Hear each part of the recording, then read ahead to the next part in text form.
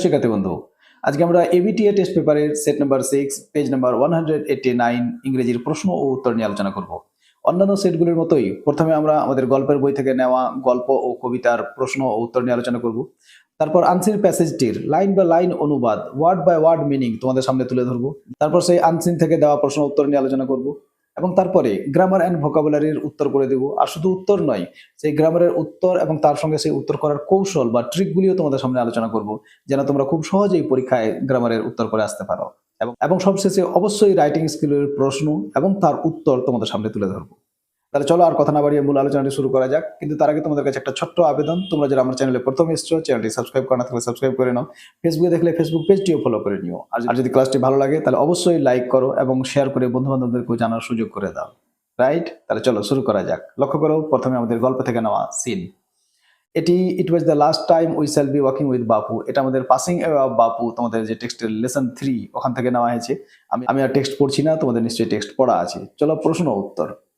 লক্ষ্য করো multiple choice. তোমরা জানো আমাদের টেক্সটের গল্প থেকে 5টি মাল্টিপল চয়েস থাকবে। প্রশ্ন তোমাদের সামনে। লক্ষ্য করো প্রথম প্রশ্ন, দ্য লাস্ট ওয়াক উইথ বাপু ওয়াজ।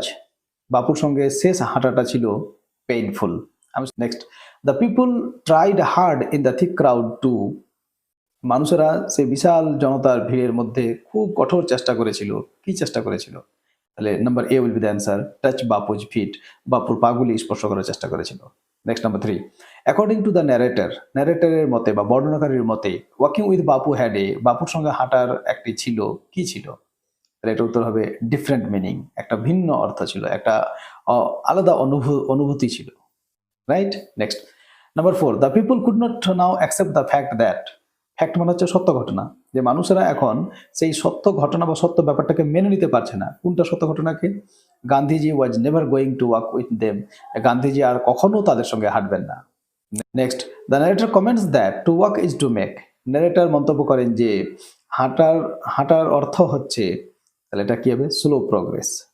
ধীর গতিতে উন্নতি করা। প্রোগ্রেস মানে হচ্ছে উন্নতি। তাহলে এই হচ্ছে আমাদের গল্প থেকে নেওয়া 5টি মাল্টিপল চয়েস এবং তার উত্তর। চলো এবার নেক্সট কোশ্চেন। লক্ষ্য করো question number B, complete the following sentences with information from the text. Text থেকে তথ্য নিয়ে লাইনগুলিকে পূরণ করতে হবে। আমি প্রতিবারই তোমাদের বলেছি, অনেক ছাত্রছাত্রীকে আমি দেখেছি ওদের অভ্যাস যে টেক্সট থেকে হুবহু লাইন কোট করে এখানে বাক্যটাকে পূর্ণ করে দেয়। কিন্তু আমাদের প্রশ্নে যেটা বলা আছে সেই অনুযায়ী আমাদের যেটা করতে হবে সেটা হচ্ছে যে আমাদের টেক্সট থেকে তথ্য নিয়ে এই অসম্পূর্ণ বাক্যগুলিকে পূর্ণ বাক্যে পরিণত করতে হবে। তাতে যদি কোনো লাইন হুবহু মিলে যায় তাহলে আমরা হুবহু কোট করতে পারি, কিন্তু যদি হুবহু না মিলে তাহলে আমাদেরকে এখানে বানিয়ে লিখতে হবে। কিন্তু আমাদের যে টেক্সটটা দেওয়া হবে সেই টেক্সট থেকে তথ্য নিয়ে। রাইট? তাহলে চলো শুরু করা যাক। লক্ষ্য করো প্রথম প্রশ্ন, পিপুল উইল বি ওয়াকিং উইথ বাপু। মানুষেরা বাপুর সঙ্গে হাঁটতে থাকবেন ফর দ্য লাস্ট টাইম, শেষবারের মতো। Next, Gandhiji had led people over. Gandhiji মানুষদেরকে পরিচালিত করেছিলেন over many difficult paths of India's recent history. ভারতের সাম্প্রতিক ইতিহাসের অনেক কঠিন রাস্তায় বা অনেক কঠিন পরিস্থিতিতে। Next, by walking slow one can watch. ধীর গতিতে হাঁটার ফলে মানুষেরা দেখতে পায়। কি দেখতে পায়? তাহলে আমরা উত্তরে লিখব এভরিথিং অ্যারাউন্ড ক্লিয়ারলি। চারিদিকে সব কিছু পরিষ্কারভাবে। From small insects to the far horizon. ছোট ছোট পতঙ্গ থেকে শুরু করে দূরের দিগন্ত পর্যন্ত। হ্যালো, এই ছিল কোশ্চেন নাম্বার বি। চলো এবার কোশ্চেন নাম্বার সি। লক্ষ্য করো question number C, fill in the chart with information from the text. Text থেকে তথ্য নিয়ে এই চার্টটা, এই যে টেবিলটা তোমরা দেখতে পাচ্ছ, এই টেবিলটাকে পূরণ করতে হবে। তাহলে লক্ষ্য করে কি লেখা আছে? কজ আর ইফেক্ট। কজ মানে কারণ, ইফেক্ট মানে ফলাফল। কারণ থাকলে ফলাফল লিখতে হবে, ফলাফল থাকলে কারণ লিখতে হবে। তাহলে প্রথম প্রশ্ন কারণ দেওয়া আছে, দ্য ক্রাউড ওয়াজ থিক। সে ভিড় ছিল খুব ঘন। তাহলে এর ইফেক্ট কি হয়েছিল? ফলাফল কি লিখবো আমরা? লিখবো ইট ওয়াজ ইম্পসিবল টু মুভ। সেখানে হাঁটাহাঁটি করা বা নড়াচড়া করাটা কঠিন হয়ে পড়েছিল। রাইট? 2 নম্বরে আছে effect, to walk was often the only way open to the average Indian. যে হাঁটাটাই ছিল বেশিরভাগ ভারতীয়দের কাছে একমাত্র পথ। এটা ছিল ইফেক্ট। তাহলে কারণ কি ছিল? ইট রিকোয়ার্ড নো ভেহিকেল। এর জন্য কোনো হাঁটার জন্য কোনো গাড়ির প্রয়োজন পড়তো না, এক্সেপ্ট ওয়ান্স অন বডি, নিজের দেহ ছাড়া, অ্যান্ড কোস্ট নাথিং, এবং কোনো মূল্যও দিতে হতো না, বাট এনার্জি, শক্তি ছাড়া। তাহলে এটা ছিল ওর কারণ। হয়ে গেল। তাহলে এই ছিল আমাদের টেক্সট বই থেকে নেওয়া গল্পের প্রশ্ন এবং উত্তর। এবার লক্ষ্য করো কবিতা। কবিতা আবার সেই একই স্নেল। আমি আর কবিতা পড়ছি না, তোমাদের নিশ্চয়ই পড়া আছে। যদি না পড়ে থাকো বা গুরুত্ব না দিয়ে থাকো তাহলে টেক্সট অবশ্যই পড়ে নিও। চলো আমরা প্রশ্ন উত্তরে চলে আসবো। তোমরা জানো আমাদের কবিতা থেকে প্রথমে 4টি মাল্টিপল চয়েস থাকবে।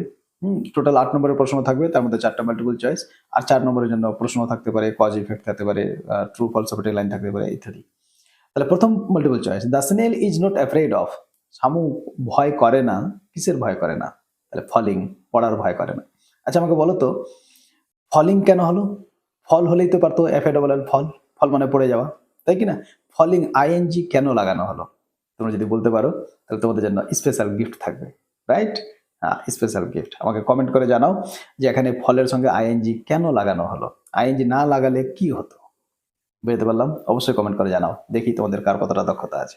তোমরা যদি কমেন্ট করো আমি কিন্তু অবশ্যই তোমাদের কমেন্টে উত্তর দিব, এবং এটা কেন আইএনজি যুক্ত হলো আমি ওটাও বিস্তারিতভাবে তোমাদেরকে কমেন্টে বুঝিয়ে দেবো, রাইট? তোমাদের কমেন্টের অপেক্ষায় থাকলাম। তাহলে 2 নম্বর প্রশ্ন আছে, the snails house does not give him. আচ্ছা, শামুকের যে বাড়িটা সেটা তাকে দেয় না, ওর বাড়ি ওকে কি দেয় না? সিকিউরিটি না, সিকিউরিটি দেয়। স্যাটিসফ্যাকশন, সন্তুষ্টি, তোমরা পড়েছি, to be his own whole treasure, তাই না, ওয়েল স্যাটিসফাইড। আচ্ছা, ফুড, হ্যাঁ এটা, ওর বাড়ি ওকে খাবার দেয় না, খাবারের জন্য ওকে বাইরে ঘুরে বেড়াতে হয়, অনুসন্ধান করতে হয়। হলো? এবারে লক্ষ্য করো, to a snail the dangerous thing is. শামুকের কাছে সব থেকে বিপজ্জনক বিষয় বা বিপজ্জনক বস্তুটি কি? Rain, thunder, earthquake, storm. তাহলে আমরা আমাদের কবিতার টেক্সটে স্টর্ম পেয়েছি শব্দটা, স্টর্ম, স্টর্ম মানে ঝড়। Next, the snail lives in the house. শামুক তার বাড়িতে বসবাস করে কিভাবে? উইথ আদার্স, অন্য সঙ্গীদেরকে নিয়ে, অ্যালোন একা, উইথ চ্যাটেলস তার অন্যান্য সম্পদগুলি নিয়ে, উইথ ফ্যামিলি পরিবারের সঙ্গে। তাহলে অ্যালোন, অ্যালোন এটা উত্তর হবে। হয়ে গেল, এই ছিল মাল্টিপল চয়েস। চলো এবার নেক্সট, এবারে বি সেকশনে দেখো, আনসার দ্য ফলোইং কোশ্চেন্স, পরবর্তী প্রশ্নগুলোর উত্তর দাও। 2 নম্বর করে থাকবে, 2, 2, 4, রাইট? লক্ষ্য করো, how does the snail stick to grass or leave or fruit or wall. আচ্ছা, এই প্রশ্নটি আমরা সেট নাম্বার 5 বা সেট নাম্বার 4 এ আমরা এই প্রশ্নটি পেয়েছিলাম, রাইট? আমার মনে হয় সেট নাম্বার 5 এ। আচ্ছা আচ্ছা, তোমরা যদি এবিটি এর আরো অন্যান্য সেটগুলোর উত্তর দেখতে চাও তাহলে আমার এই চ্যানেলে একটা প্লে লিস্ট আছে, এবিটিএ ক্লাস 10 ইংলিশ। তোমরা ওই প্লে লিস্টে গিয়ে তোমাদের এবিটি এর অন্যান্য সেটগুলোর উত্তর দেখে নিতে পারো। আর তোমরা যদি চাও যে শুধু গ্রামার, এবিটি এর যে গ্রামার আছে গ্রামারগুলোর উত্তর দেখবে, শুধু গ্রামারকে নিয়ে আমি 2টি সেপারেট ভিডিও পোস্ট করেছি। প্রতিটি ভিডিওতে আমি 10টি করে সেটের গ্রামার এবং তার উত্তর এবং অবশ্যই তার ট্রিক বা কৌশল আলোচনা করেছি। তোমরা ওই এবিটিএ প্লে লিস্টে ওই ভিডিওগুলো পেয়ে যাবে। ওই প্লে লিস্টে যাও আর ওখান থেকে তোমাদের প্রয়োজনীয় ভিডিওগুলি দেখে নিও। তাহলে চলো লক্ষ্য করো প্রশ্ন এবং উত্তর। তাহলে আমরা কি বলবো যে how does the snail stick to grass or leave or fruit wall, যে শামুক কিভাবে এই ঘাসে, পাতায়, ফলে বা দেওয়ালে লেগে থাকে বা সেঁটে থাকে। তাহলে আমরা উত্তরে লিখবো, the snail sticks close to grass or leave or fruit or wall without fearing to fall. যে শামুক এই ঘাসে, পাতায়, ফলে বা দেওয়ালে সেঁটে থাকে কোনো রকম পড়ার ভয় না করেই, অ্যাজ ইফ যেন ইট গ্রিউ দেয়ার, এটা ওখানেই বড় হয়েছে, অ্যালং উইথ ইটস হাউস, তার বাড়ি বা তার ঘর সমেত। এটা ছিল উত্তর। Next, what does the snail do when it faces danger. শামুক কি করে যখন কোনো বিপদের সম্মুখীন হয়? এখানে ফেসেস, ফেস মানে হচ্ছে সম্মুখীন হওয়া, মুখোমুখি হওয়া। তাহলে আমরা উত্তরে লিখবো, when the snail faces danger. সবসময় লক্ষ্য রাখবে এই প্রশ্ন উত্তর কিভাবে করছি, এই জিনিসটা ভালো করে লক্ষ্য রাখবে। ও লক্ষ্য রাখবে যেন প্রশ্ন যেই টেন্সে থাকবে উত্তর যেন ওই টেন্সেই হয়। আর বিশেষ করে যদি প্রশ্নে ডাজ থাকে বা ডিড থাকে তাহলে তোমাদেরকে একটা অতিরিক্ত সাবধানতা অবলম্বন করতে হবে। দেখো, ডু, ডাজ, ডিড যাই থাকুক না কেন তারপরে যখন ভার্ব থাকবে সেটা ভার্ব 1 থাকবে। কিন্তু আমরা যখন উত্তর করব, যদি উত্তরে ডিড না থাকে তাহলে আমাদেরকে ভার্ব 2 ব্যবহার করতে হবে। যদি প্রশ্নে ডাজ থাকে আর উত্তর করার সময় যদি ডাজ না আসে তাহলে ওই ক্ষেত্রে আমাদেরকে ভার্বের সঙ্গে এস বা ইএস লাগাতে হবে। এটা কিন্তু ভালো করে খেয়াল রাখবে, রাইট? যেমন 1 নম্বর প্রশ্ন লক্ষ্য করো তোমরা, how does the snail stick. লক্ষ্য করো প্রশ্নের ডাজ আছে ওই জন্য ওখানে স্টিক ব্যবহার করা হয়েছে, কিন্তু আমরা যখন উত্তরে লিখেছি লক্ষ্য করো উত্তরে কি লিখেছি, দ্য স্নেল স্টিক্স। এই যে দেখো স্টিকের সঙ্গে এস চলে আসলো, কেন? কারণ উত্তরে ডাজ ছিল না, রাইট? তাহলে প্রশ্নটা যেহেতু প্রেজেন্ট ইনডিফিনিট টেন্সে আছে তাহলে আমরা ওখানে প্রেজেন্ট ইনডিফিনিট টেন্সে উত্তরটা লিখলাম। আর যেহেতু দা স্নেল সিঙ্গুলার সাবজেক্ট ওই জন্য আমরা ভার্বকে সিঙ্গুলার করলাম। আর তোমরা নিশ্চয়ই জানো যে ভার্বকে যদি সিঙ্গুলার করতে হয় তাহলে ভার্বের সঙ্গে এস বা ইএস লাগাতে হয়। বুঝা গেল? যত নাউন, সব নাউনই সিঙ্গুলার, ওদের শেষে এস বা ইএস লাগিয়ে প্লুরাল করতে হয়। যেমন বুক, এটা সিঙ্গুলার, বুকস আমরা যে এস লাগিয়ে দিলাম প্লুরাল হয়ে গেল, রাইট? কিন্তু যত ভার্ব আছে সব ভার্বই প্লুরাল, ওদের সঙ্গে এস বা ইএস লাগিয়ে সিঙ্গুলার করতে হয়। যেমন গো মানে যাও বা যাওয়া, এটা এটা প্লুরাল ভার্ব।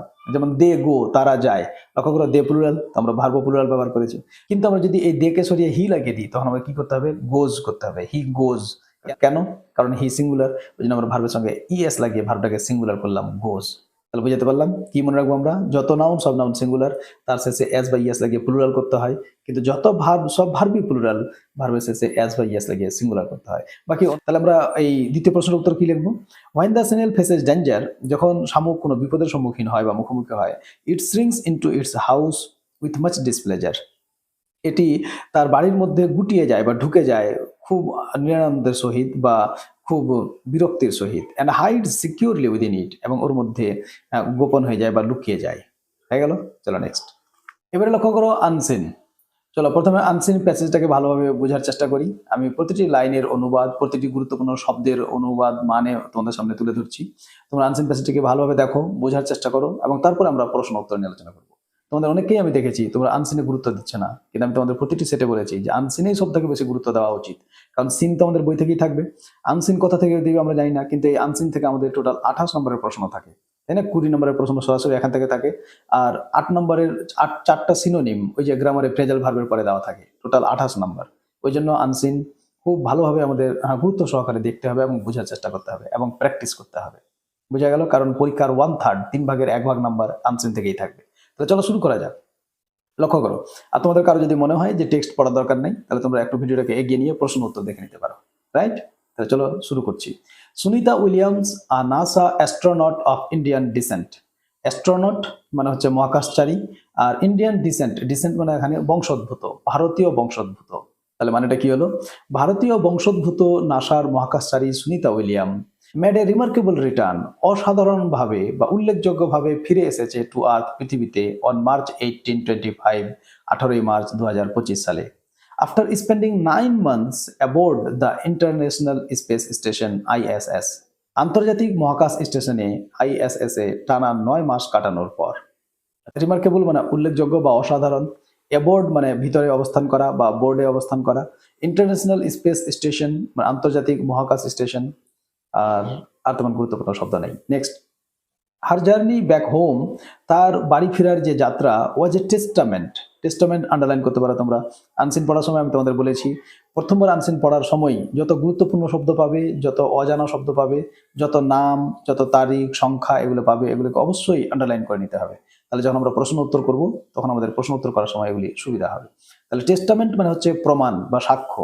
তাহলে ওয়াজ এ টেস্টামেন্ট, এটা ছিল একটা প্রমাণ, to her unwavering dedication and perseverance, তার অটল নিষ্ঠা ও অধ্যবসায়ের। তাহলে আনওয়েভারিং মানে অটল বা অচঞ্চল, ডেডিকেশন মানে নিষ্ঠা বা উৎসর্গ, আর পারজাভারেন্স মানে অধ্যবসায়। পারজাভারেন্স অবশ্যই আন্ডারলাইন করে রাখো। Next, Williams along with her fellow astronaut, William তার সহকর্মী মহাকাশচারীদেরকে সঙ্গে নিয়ে Nick Hague, Butch Wilmore, Roscosmos's cosmonaut, Alexander Gorbunov, বাবারে কারো দাঁতটা হিললে দাঁত খুলে যাবে, এদেরকে সঙ্গে নিয়ে স্প্ল্যাশ ডাউন সেফলি, নিরাপদে জলে অবতরণ করেছিল, in the gulf of America, America উপসাগরে, off the coast of Tallahassee, Florida, ফ্লোরিডার ট্যালাহেসির উপকূলের কাছে। রসকসমস কসমোনট এই কথাটার মানে হচ্ছে রাশিয়ান মহাকাশচারী, রাশিয়ান মহাকাশচারী। স্প্ল্যাশ ডাউন মানে হচ্ছে পানিতে নেমে আসা, কোনো মহাকাশযান পানিতে নেমে আসাটাকে স্প্ল্যাশ ডাউন বলা হয়। সেফলি নিরাপদে, গালফ অফ আমেরিকা, গালফ মানে উপসাগর, আর অফ দ্য কোস্ট অফ মানে উপকূলের কাছে। হলো, চলে এবার next. The successful splash down marked the end of their prolonged mission, বলছে এই সফল স্প্ল্যাশ ডাউনটি তাদের দীর্ঘায়িত মিশনের সমাপ্তি নির্দেশ করে, which was initially intended to last only a week, যা প্রথমে মাত্র 1 সপ্তাহ স্থায়ী হওয়ার কথা ছিল। আচ্ছা, সাকসেসফুল স্প্ল্যাশ ডাউন একটু আগেই বললাম, পানিতে অবতরণ করা বা নামা। মার্ক দ্য এন্ড মানে সমাপ্তি নির্দেশ করে। প্রলংড মিশন, প্রলংড মানে দীর্ঘায়িত বা অনেক দিন ধরে চলছে এইরকম। ইনিশিয়ালি মানে প্রাথমিকভাবে। ইন্টেন্ট মানে ইচ্ছা করা বা উদ্দেশ্য করা। Williams return was made with wide spread recognition, উইলিয়ামসের এই প্রত্যাবর্তনকে আনন্দ উৎসবের মাধ্যমে স্বাগত জানানো হয়েছে। With Indian prime minister Narendra Modi extending a warm welcome to her, এবং ভারতের প্রধানমন্ত্রী নরেন্দ্র মোদী তাকে আন্তরিক শুভেচ্ছা জানান। ওয়াইড স্প্রেড সেলিব্রেশন মানে ব্যাপক উদযাপন। এক্সটেন্ডিং আ ওয়ার্ম ওয়েলকাম মানে আন্তরিকভাবে স্বাগত জানানো, আর রিটার্ন মানে তো প্রত্যাবর্তন, জানোই তোমরা। Next, the Indian space research organisation also hailed her return, hailed মানে প্রশংসা করা বা সাধুবাদ জানানো। তাহলে ভারতীয় মহাকাশ গবেষণা সংস্থা ইসরো তার প্রত্যাবর্তনকে সাধুবাদ জানিয়েছে। Calling it a remarkable achievement, একে অসাধারণ অর্জন বলে বর্ণনা করেছে। রাইট, রিমার্কেবল মানে অসাধারণ বা উল্লেখযোগ্য, আর অ্যাচিভমেন্ট মানে প্রাপ্তি। Next, Williams incredible journey has inspired millions, incredible মানে অবিশ্বাস্য বা বিস্ময়কর। তাহলে উইলিয়ামসের এই বিস্ময়কর যাত্রা লক্ষ লক্ষ মানুষকে অনুপ্রাণিত করেছে। And he and her safe return is a testament, এবং তার এই নিরাপদ প্রত্যাবর্তন হচ্ছে একটি প্রমাণ to the power of a human determination and the wonders of space exploration, মানব সংকল্পের শক্তি ও মহাকাশ অনুসন্ধানের বিষয়ের। এখানে লক্ষ্য করো, হিউম্যান ডিটারমিনেশন, ডিটারমিনেশন মানে হচ্ছে সংকল্প, আর এক্সপ্লোরেশন মানে হচ্ছে অনুসন্ধান। চলো তাহলে এবার আমরা আনসিন থেকে দেওয়া প্রশ্ন এবং তার উত্তরগুলি দেখে নিই।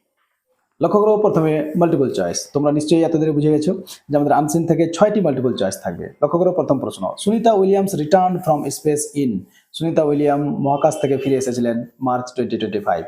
Next, Sunita Williams and her team spent aboard the ISS, তাহলে 9 মাস ছিল ওরা, যদি 1 সপ্তাহ থাকার কথা ছিল, right. Williams journey back whom was A testament to her, যে উইলিয়ামের বাড়ি ফেরার যে যাত্রা সেটা ছিল তার প্রমাণ, তার কিসের প্রমাণ? রেজলিউট ডেডিকেশন, একনিষ্ঠ সংকল্প। Next, Sunita Williams on her return journey was accompanied by, Sunita উইলিয়ামের বাড়ি ফেরার যাত্রায় তার সঙ্গে কে ছিল? তাহলে Butch Wilmore and 2 other astronauts. Next, Williams along with her fellow astronauts splash down, Williams তার সহকর্মী মহাকাশচারীদেরকে সঙ্গে নিয়ে অবতরণ করেছিলেন কোথায়? তাহলে দ্য গালফ অফ আমেরিকা, আমেরিকার উপসাগরে। Next, the full form of ISRO is, ইসরোর ফুল ফর্ম কি? The Indian space research organisation. তাহলে এই হচ্ছে আমাদের আনসিনের মাল্টিপল চয়েস এবং তার উত্তর। ভালো লাগছে তোমাদের? যদি ভালো লাগে তাহলে ভিডিওটিকে লাইক করো, যারা এখনো লাইক করোনি। বন্ধুদের সঙ্গে অবশ্যই ভিডিওটি শেয়ার করে তাদেরকেও জানার সুযোগ করে দাও। আর তোমরা আমার চ্যানেলে প্রথম এসে থাকলে চ্যানেলটি সাবস্ক্রাইব করো, আর ফেসবুকে থাকলে ফেসবুক পেজটি ফলো করে নিও। লক্ষ্য করে এবার তারপরে প্রশ্ন, state whether the following statements are true or false, মানে নিচে যে বিবৃতিগুলি দেওয়া আছে এগুলি ঠিক না ভুল সেটা আমাদের লিখতে হবে। ঠিক হলে টি লিখতে হবে, ফলস হলে এফ লিখতে হবে, এবং ওই আনসিন প্যাসেজ থেকে লাইন তুলে প্রমাণ করতে হবে যে ওটা কেন ঠিক আর কেন ভুল। লক্ষ্য করো, প্রথম প্রশ্ন, Sunita Williams did make a remarkable return to earth on March 8, 2025। সবই ঠিক ছিল, তো শেষে গিয়ে দেখো এই তারিখটা গোলমাল করে দিয়েছে। ওখানে 18 বলা হয়েছে, এখানে শুধু 8 দিয়েছে। হ্যাঁ, এগুলো করার সময় চোখ কান খোলা রাখবে, পূর্ণ মনোযোগ সহকারে করবে, নাহলে একটু এদিক ওদিক হলে কিন্তু ভুলে যাবে। তাহলে এটা ফলস হবে। আচ্ছা, সাপোর্টিং লাইন কি দিব? Sunita Williams dot dot dot made a remarkable return to earth on March 18, 2025 হয়ে গেল। বা শুধু যদি এটুকু লেখো যে made a remarkable return to earth on March 18, 2025 তাহলেই হয়ে যাবে, যথেষ্ট। Next, Sunita Williams along with her fellow astronauts spent aboard the Indian space station, তাহলে এটাও ফলস হবে, কারণ অ্যাব্রড নয়, ওখানে অ্যাবোর্ড কথাটা দেওয়া আছে। অ্যাবোর্ড মানে ভিতরে, আর অ্যাব্রড মানে হচ্ছে বিদেশে বা বাইরে, রাইট। তাহলে এটাও ফলস হবে। আর সাপোর্টিং লাইন কি দিব আমরা? After spending 9 months aboard the international space station ISS। Next, ISRO also addressed her return calling it a remarkable achievement, ISRO তার প্রত্যাবর্তনকে একটি উল্লেখযোগ্য অর্জন বলে আখ্যা দিয়েছিল, তাহলে এটা ট্রু হবে। আর সাপোর্টিং লাইন কি দিব আমরা? সাপোর্টিং লাইন দিব ISRO also hailed her return calling it a remarkable achievement. তাহলে এই ছিল আমাদের ট্রু ফলস আর সাপোর্টিং লাইন। চলো এবার দেখে নিই আমরা এখান থেকে আসা প্রশ্ন এবং তার উত্তর। লক্ষ্য করো, প্রথম প্রশ্ন, where did Sunita Williams spend 9 months travelling for space, Sunita Williams মহাকাশ ভ্রমণে কোথায় 9 মাস কাটিয়েছিলেন? তাহলে আমরা উত্তরে লিখবো যে সুনিতা উইলিয়ামস স্পেন্ট, এই যে তোমাদের এটাই বলছিলাম। লক্ষ্য করো, প্রশ্নে ডিড আছে, ওই জন্য ওখানে ভার্ব স্পেন্ড দেওয়া আছে, কিন্তু আমরা যখন উত্তর লিখছি উত্তরে ডিড নেই, ওই জন্য আমরা এখানে স্পেন্ড করলাম, পাস্ট টেন্স ব্যবহার করলাম, স্পেন্ডের পাস্ট ফর্ম। বুঝা গেল? এই জিনিসটাই খেয়াল রাখবে তোমরা, এখানেই ছাত্রছাত্রীরা বেশিরভাগ ভুল করে। তাহলে Sunita Williams spent 9 months aboard the international space station ISS। দ্বিতীয় প্রশ্ন, how was Sunita Williams journey back home marked, Sunita উইলিয়ামসের ঘরে ফেরার যাত্রাটি কিভাবে চিহ্নিত হয়েছিল? তাহলে আমরা উত্তরে লিখবো Sunita Williams journey back home marked the end of their prolonged mission, it was marked by a successful splash down in the gulf of America. হলো, next question, who welcomed Sunita Williams and how, কে সুনিতা উইলিয়ামসকে স্বাগত জানিয়েছিলেন এবং কিভাবে? তাহলে আমরা উত্তরে লিখবো Indian prime minister Narendra Modi welcomed her by extending a warm welcome and praised by ISRO, ভারতের প্রধানমন্ত্রী নরেন্দ্র মোদী তাকে উষ্ণ অভ্যর্থনা জানিয়েছিলেন এবং ইসরো তার প্রত্যাবর্তনকে প্রশংসা করেছে। Next, to what is Sunita Williams safe return a testament, Sunita উইলিয়ামসের নিরাপদ প্রত্যাবর্তন কোন বিষয়ে সাক্ষ্য বহন করে? তাহলে আমরা উত্তরে লিখবো Sunita Williams safe return is a testament to human determination and the wonders of space exploration, সুনিতা উইলিয়ামসের নিরাপদ প্রত্যাবর্তন মানব সংকল্প ও মহাকাশ অনুসন্ধানের বিষয়ের প্রমাণ। তাহলে এই হচ্ছে আমাদের আনসিন থেকে দেওয়া প্রশ্ন এবং তার উত্তর। তাহলে চলো এবার দেখে নাও section B, grammar and vocabulary, right. প্রথমে ভার্ব ফর্ম। আচ্ছা, at least 87 people dash dash dash and several houses, আর পড়া দরকার নেই, কারণ আমরা বুঝতেই পারছি এটা পাস্ট অ্যাকশন, অতীতের ঘটনা, কারণ অন্তত পক্ষে 87 জন মানুষ নিশ্চয়ই মারা গেছে। মারা যাবে এরকম তো আমরা বলতে পারি না, যে ভবিষ্যতে মারা যাবে যদি এরকম আগে থেকে কেউ বলতে পারে তাহলে সে তো জ্যোতিষী, তাই না? সরকার ওকে নিয়ে চলে যাবে, হ্যাঁ তুমি বলো কখন কোথায় কি অ্যাক্সিডেন্ট হবে। তো এটা পাস্ট অ্যাকশন, আর যেহেতু পাস্ট অ্যাকশন তাহলে আমরা পাস্ট টেন্স ব্যবহার করব। কিন্তু এখানে দেখো সবগুলোই পাস্ট অপশনই দেওয়া আছে, তাহলে কোনটা ব্যবহার করবো? প্রথম কথা হলো 87 পিপল, মানে একের বেশি, তাহলে ওয়াজ কিল্ড হবে না, কারণ ওয়াজ সিঙ্গুলার। এবার কিল্ড না ওয়ার কিল্ড? আচ্ছা, ওরা মেরেছিল না ওদেরকে মারা হয়েছিল? নিশ্চয়ই ওরা ঘটনায় মারা গেছে, তাহলে ওয়ার কিল্ড। এটা রিপোর্ট টাইপের হয়, তোমরা জানো যারা রিপোর্ট রাইটিং জানো, ওয়ার কিল্ড অ্যান্সার হবে। And several houses were damaged when super cyclone Amphan hit the district of North। এবার তোমাদের কারো মনে হবে স্যার হিট কেন, রাইট? হিটেড হতো, হিট হবে কারণ তোমরা জানো একটু আগে আমরা বলছিলাম বেশ কিছু ভার্ব আছে যাদের তিনটেই ফর্ম এক, হিট হিট হিট, কাট কাট কাট, হাট হাট হাট, তাই না? এগুলো ভার্ব ফর্ম তাদের মুখস্থ করতে হবে, তো হিট হবে অ্যান্সার। নেক্সট হলো এবার article and preposition. One day there was dash grand wind, এটা আমাদের আওয়ার রানওয়ে কাইট থেকে নেওয়া হয়েছে, টেক্সটারি লাইন, এ হবে এ। One day there was a grand wind for kite flying. I am not sure how it happened, but as I was bringing the kite from the house, from বাড়ি থেকে নিয়ে আসছিলাম, from I tripped and fell over the rocks, fell over পাহাড়ের উপরে বা পাথরের উপরে পড়ে গেছিলাম। এগুলো আর্টিকেল প্রিপোজিশন, টেক্সটারি লাইন ওই জন্য আর ব্যাখ্যা করলাম না। চলো এবার নেক্সট। এবার দেখো কল হিম বাই টেলিফোন, এটা ইম্পারেটিভ সেন্টেন্স। যখনই দেখবে কোনো বাক্য ভার্ব ওয়ান ম্যান ভার্ব দিয়ে শুরু হবে, অথবা ডোন্ট বা ডু নট দিয়ে শুরু হবে, অথবা লেট দিয়ে শুরু হবে, এই ভার্বগুলি সবসময়, অথবা প্লিজ কাইন্ডলি দিয়ে শুরু হবে, এই বাক্যগুলি সবসময় ইম্পারেটিভ সেন্টেন্স বা আদেশমূলক হয়, right? Change the voice, voice change করতে বলেছে। তাহলে কল হিম বাই টেলিফোন, আমরা এর অ্যান্সার কি করব? তোমরা জানো যদি ইম্পারেটিভ সেন্টেন্সে আদেশমূলক বাক্যে ভার্ব আর অবজেক্ট দুটোই থাকে তাহলে ওর প্যাসিভ করার নিয়ম হচ্ছে let plus object plus be plus verb three. মনে থাকবে, let plus object plus be plus verb three. তাহলে অ্যান্সার কি হবে? Let him be called by telephone, হয়ে গেল। Next, Rita said to Mita where are you going, narration. আচ্ছা, প্রশ্নমূলক আছে, তাহলে প্রশ্নমূলক থাকলে রিপিটিং ভার্ব আস্কড করতে হয়। তাহলে Rita asked Mita where C was going, where C was going. আচ্ছা, তোমাদের কি মনে হচ্ছে ইউটা সি কি করে হয়ে গেল? দেখো, যদি ইনভার্টেড কমার মাঝে প্রোনাউন থাকে তাহলে প্রোনাউন তিনটা পার্সন হয়, ফার্স্ট পার্সন, সেকেন্ড পার্সন এবং থার্ড পার্সন। যদি ইনভার্টেড কমার মাঝে ফার্স্ট পার্সনের প্রোনাউন থাকে তাহলে বাক্যটা যে বলছে তাকে দেখে প্রোনাউন চেঞ্জ করতে হয়।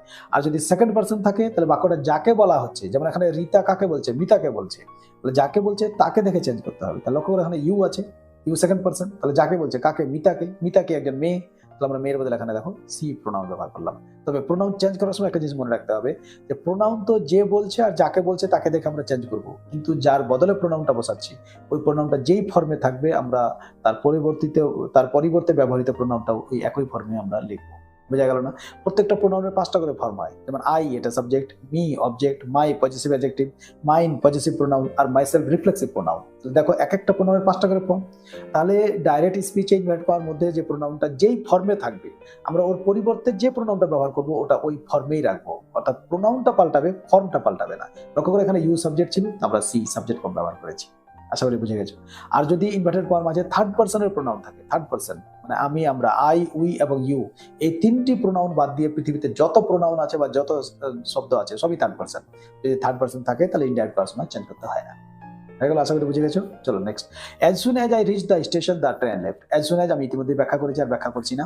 তাহলে দেখো এখানে বলেছে কি মেক ইট নেগেটিভ, তাহলে নেগেটিভ বলুক আর নো সুনার বলুক উত্তর তো ওটাই হবে, তোমরা জানো। তাহলে কি হবে? No sooner had I reach the station then the train left. আবার নো সুনার ডিডও ব্যবহার করতে পারো তোমরা, no sooner did I reach the station, did ব্যবহার করলে ভার্ব ওয়ান ব্যবহার করতে হবে, তোমরা জানো। তোমরা রিচড হবে না, শুধু reach, then the train left. হয়ে গেল? চলো ফ্রেজাল ভার্ব। চলো প্রথম ফ্রেজাল ভার্ব লিস্ট দেখে নাও। ব্রেক আউট মানে প্রাদুর্ভাব ঘটা বা ছড়িয়ে পড়া, লুক আপন মানে বিবেচনা করা বা মনে করা, লুক ডাউন আপন মানে ঘৃণা করা, আর টেল আপন মানে হচ্ছে ক্ষতি করা। এবার বাক্য লক্ষ্য করো। কোশ্চেন নাম্বার 1, নেতাজি রিগার্ডেড, তাহলে রিগার্ডেড মনে করা বা বিবেচনা করা, ফার্স্ট টেন্সে আছে, তাহলে লুকড আপন, লুকড আপন।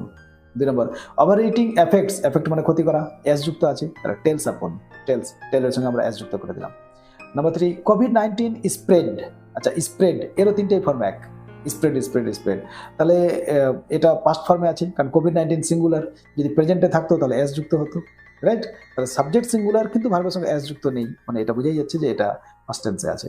তাহলে স্প্রেড ছড়িয়ে পড়া, এর হবে ব্রোক আউট, ব্রোক আউট, কারণ ব্রেকের সেকেন্ড ফর্ম হচ্ছে ব্রোক, ব্রোক আউট। এবারে লক্ষ্য করো কোশ্চেন নাম্বার 6, সব থেকে গুরুত্বপূর্ণ প্রশ্ন ইংরেজি বিষয়ের। এখানে 4টি শব্দ দেওয়া থাকবে, এই শব্দগুলির সমর্থক শব্দ আমাদের আনসিন প্যাসেজ থেকে খুঁজে বের করে লিখতে হবে। প্রতিটি শব্দের জন্য 2 নম্বর বরাদ্দ, অর্থাৎ 4টি শব্দের জন্য এখানে 8 নম্বর বরাদ্দ থাকবে। রাইট? লক্ষ্য করো প্রথমে। এই বিষয়ে আমি আনসিন নিয়ে একটি সেপারেট ভিডিও তোমাদের এই মাধ্যমিক ইংলিশ আর হাই মাদ্রাসা ইংলিশ প্লেলিস্টে পোস্ট করেছি। তোমরা ওখানে গিয়ে দেখতে পারো। তবু তোমাদের একটু বুঝিয়ে দিই। এখানে দেখবে এই শব্দগুলি যেই ফর্মে থাকবে ওই একই ফর্মের শব্দ আমাদের আনসিন থেকে খুঁজে বের করে লিখতে হবে। অর্থাৎ এখানে যদি অ্যাডজেক্টিভ থাকে তাহলে আমরা আনসিন থেকে অ্যাডজেক্টিভ খুঁজে বের করে লিখব। এখানে যদি ভার্বের সঙ্গে এস যুক্ত থাকে তাহলে আমরা আনসিন থেকেও এস বা ইএস যুক্ত ভার্ব খুঁজে বের করব। যদি এখানে পাস্ট ফর্মে কোনো ভার্ব থাকে তাহলে আমরা আনসিন থেকেও পাস্ট ফর্মের ভার্ব খুঁজবো। বোঝা গেল? তাহলে চলো লক্ষ্য করো। 1 নম্বর শব্দ নোটিসেবল। নোটিসেবল মানে হচ্ছে চোখে পড়ার মতো। তাহলে আমরা এর সিনোনিম লিখবো রিমার্কেবল। রিমার্কেবল উল্লেখযোগ্য। রাইট? 2 নম্বর রেজলিউট পারসিস্টেন্স মানে অটল অধ্যাবসায়। তাহলে আমরা অধ্যাবসায়ের ইংলিশ কি পেয়েছিলাম আনসিনে? Perseverance. Perseverance. Next extensive. Extensive মানে হচ্ছে ব্যাপক বা বিস্তৃত। তাহলে আমরা এর সিনোনিম লিখবো প্রলংড দীর্ঘায়িত। নেক্সট রেজলিউশন মানে স্থির সংকল্প। তাহলে আমরা এর সিনোনিম লিখবো ডিটারমিনেশন। হলো? তাহলে এই ছিল আমাদের সিনোনিম, খুবই গুরুত্বপূর্ণ একটি কোশ্চেন। চলো এবার লক্ষ্য করবো রাইটিং স্কিল। এই রাইটিং স্কিলের প্রশ্ন তোমাদের সামনে। আমি আর প্রশ্ন পড়ছি না, আমি একটা একটু করে প্রশ্ন এবং তার উত্তর তোমাদের সামনে তুলে ধরছি। তোমরা কিন্তু স্ক্রিনশট নিতে থাকবে, যাদের যাদের প্রয়োজন থাকবে স্ক্রিনশট নিয়ে নিও, পরে খাতায় নোটস বানিয়ে সেগুলিকে মুখস্থ করতে পারো বা দেখতে পারো। রাইট? তাহলে লক্ষ্য করো প্রথম প্রশ্ন, write a biography of Sunita Williams. Sunita উইলিয়ামসের বায়োগ্রাফি বা জীবনী লিখতে বলেছে based on the following hints. এই পরবর্তী হিন্টসগুলিকে কেন্দ্র করে। হিন্টস তোমাদের সামনে। এবারে লক্ষ্য করো উত্তর। এই যে উত্তর, সুনিতা উইলিয়ামসের বায়োগ্রাফি আমরা এর আগেও পেয়েছি, তাই না? সম্ভবত এর আগের সেটটাতে পেয়েছিলাম। এই যে তোমাদের সামনে তোমরা স্ক্রিনশট নিয়ে নাও আর পরে এটাকে পরে একটু ভালো করে বোঝার চেষ্টা করবে। বায়োগ্রাফি খুব সহজ বিষয়, বায়োগ্রাফি মুখস্থ করার দরকার পড়ে না, যদি একটু স্ট্রাকচার বা বায়োগ্রাফির ফরম্যাট জেনে নাও তাহলেই হয়ে যাবে। এবার বায়োগ্রাফির ফরম্যাট কিভাবে লিখতে হয় ওই রাইটিং স্কিল প্লে লিস্টে গিয়ে দেখো, ওখানে আমি বায়োগ্রাফির ফরম্যাট ইতিমধ্যে পোস্ট করে রেখেছি। বাস একটা ফরম্যাট করে নাও, যে কারো বায়োগ্রাফি আসুক তুমি অনায়াসে লিখে আসতে পারবে এবং 10-এ 10 পাবে, আমি গ্যারেন্টি দিচ্ছি। চলো নেক্সট কোশ্চেন লক্ষ্য করো। এবার লক্ষ্য করো নোটিস। এই নোটিস রাইটিং হাই স্কুল এবং মাদ্রাসা উভয়ের জন্যই এবার খুবই খুবই গুরুত্বপূর্ণ। আচ্ছা, কি বলেছে? Suppose you are the student nodal officer of your school for the summer camp 2025। আচ্ছা, now write a notice for the students of class 10 and 12 informing them to organize classes as teachers to the students of class 4, 5 and 6। আচ্ছা, বলছে যে summer ক্যাম্পে class 4, 5 এবং 6 এর class teacher হিসাবে class 10 এবং 12 এর ছাত্রছাত্রীদেরকে অংশগ্রহণ করতে হবে, এই বিষয়ে একটা নোটিশ জারি করা। উত্তর তোমাদের সামনে, এই যে লক্ষ্য করো। যাদের প্রয়োজন হবে স্ক্রিনশট নিয়ে নাও, পরে এগুলোকে খাতায় নোট বানিয়ে নিও। রাইট? বাকি নোটিস রাইটিং কিভাবে লিখতে হয়, এর ফরম্যাট কি, এটা নিয়েও আমি একটা সেপারেট ভিডিও পোস্ট করেছি। তোমরা ওই রাইটিং স্কিল প্লেলিস্টে গিয়ে সেই ভিডিওগুলি দেখে নিতে পারো। লক্ষ্য করে এবার question number 9, write a story using the following hints, give a suitable title and a moral of the story. Hints তোমাদের সামনে। তাহলে আমি আর পয়েন্টস পড়ছি না, তোমার টেস্ট পেপারে নিশ্চয়ই পয়েন্ট আছে, ওখান থেকে দেখতে পারো বা ভিডিওটিকে পজ করে এখনো দেখতে পারো। এবার লক্ষ্য করো উত্তর। এই যে আমরা যে পয়েন্টগুলি দেওয়া আছে ওর উপর ভিত্তি করে আমি এখানে একটা উত্তর দেওয়ার চেষ্টা করেছি। উত্তর বা স্টোরি যেভাবে হওয়া উচিত ওইভাবে আমি দিয়েছি। মানে এখন স্টোরির মধ্যে অবশ্যই অন্ততপক্ষে একটি ডাইরেক্ট স্পিচ ব্যবহার করতে হবে, আমি এখানে 2টো ডাইরেক্ট স্পিচ ব্যবহার করেছি। অবশ্যই একটা মোরাল থাকতে হবে, আমি একটু সংক্ষিপ্ত যেন মনে রাখতে পারো তোমরা, এই ধরনের মোরাল দিয়েছি। তোমরা স্ক্রিনশট নিয়ে নিতে পারো। তাহলে এই ছিল আমাদের সেট নাম্বার 6 এর ইংরেজির প্রশ্ন এবং তার উত্তর। আশা করি তোমাদের ক্লাসটি ভালো লেগেছে। তোমাদের ক্লাসটি ভালো লাগলো কিনা, ইউজফুল মনে হয়েছে কিনা আমাকে কমেন্ট করে জানাও। অবশ্যই লাইক করো ভিডিওটিকে, তোমাদের একটি লাইক আমাকে এই ধরনের ভিডিও আরো বানাতে উৎসাহিত করে। এবং অবশ্যই ভিডিওটিকে বন্ধু বান্ধবদের সঙ্গে শেয়ার করো, তারাও যেন বিষয়টি জানতে পারে। আর তোমরা যদি আমার চ্যানেলে প্রথম এসে থাকো তাহলে চ্যানেলটি সাবস্ক্রাইব করো, আর ফেসবুক থাকলে ফেসবুক পেজটিও ফলো করে নিও। তাহলে যখনই আমি এই ধরনের কোনো ভিডিও পোস্ট করবো সঙ্গে সঙ্গে তার নোটিফিকেশন তোমাদের কাছে চলে যাবে। তাহলে খুব শীঘ্রই তোমাদের সামনে আবার উপস্থিত হবো পরবর্তী সেটের উত্তর নিয়ে। ততক্ষণ পর্যন্ত খুব ভালো থাকো, সুস্থ থাকো এবং মনোযোগ সহকারে পড়াশোনা করো। Thanks for watching.